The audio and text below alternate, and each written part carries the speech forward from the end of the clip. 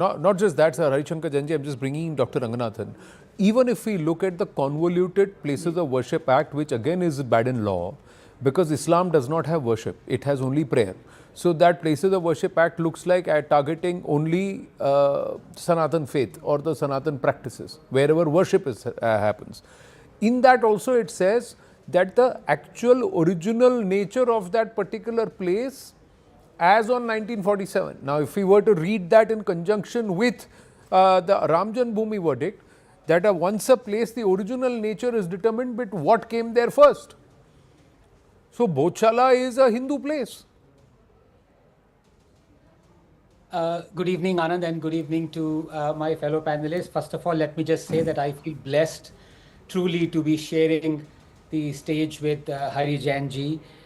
This nation owes a profound debt of gratitude to both Hariji and Vishnu. And the fact of the matter is that we haven't grown to be a nation that recognizes people who are its heroes, because we gladly give Padmas and Padma Bhushans to convicted criminals and bribe takers. And here are two people who have done the most for the cause of Hindu Dharma and the resurgence of India as Bharat we know it. Anyway, and they themselves are Jain. And they are Jains, yes, indeed. So thank you so much for the profound service, Hariji and Vishnuji, both of you, who've done for the cause. Anand, just when one thought that the cries of Hindus to get justice were cries in the wilderness, thanks to the Jains comes a light, albeit flickering, at the end of this long secular tunnel that 1 billion Hindus have been forced in. Fact of the matter is, to deny to us our temple of divinity is to destroy for us our temple of democracy, keeping the most sacred of places away from Indians, not just the Hindus. This is not a religious issue for me. It is a civilizational issue. It is untenable and undemocratic. Ayodhya, Gyanvyapi, Mathura, Sambal, and now Bhojshala. The rights of our ancestors being reclaimed is catharsis for me. As a deliverance of justice, this is not about a particular mosque.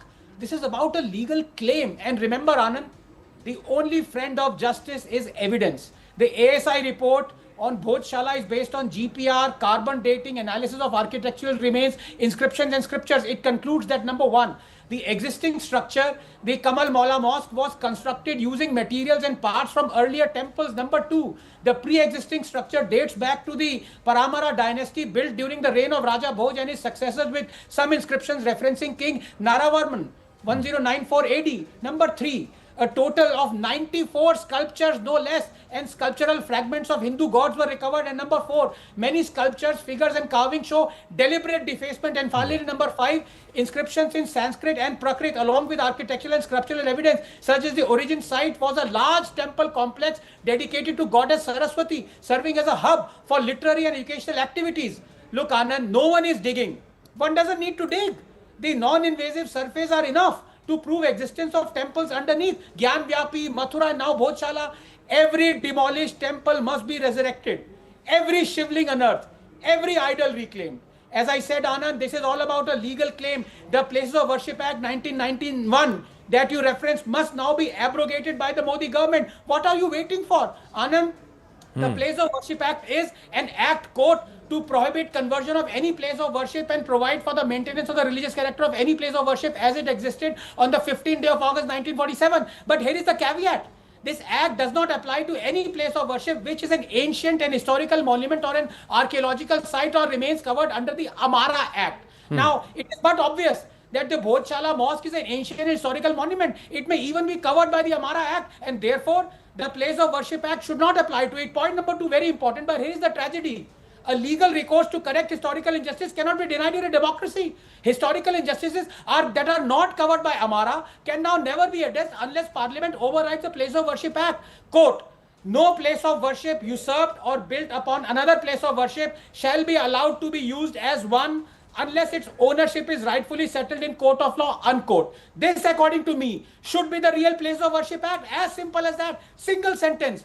the one hallmark, just 30 seconds, Anand, of justice is that it has to be applied universally. Because when one goes by logic, morality, first principles, objectivity, as science and law teach one to do, numbers don't matter. 4 or 40 or 40,000, each and every cry for justice must be heard. But when one goes by fear, emotion, coercion, subjectivity, numbers matter. Decide where you stand. To deny to us, as I said, our temple of divinity is to destroy for us our temple of democracy right before our eyes.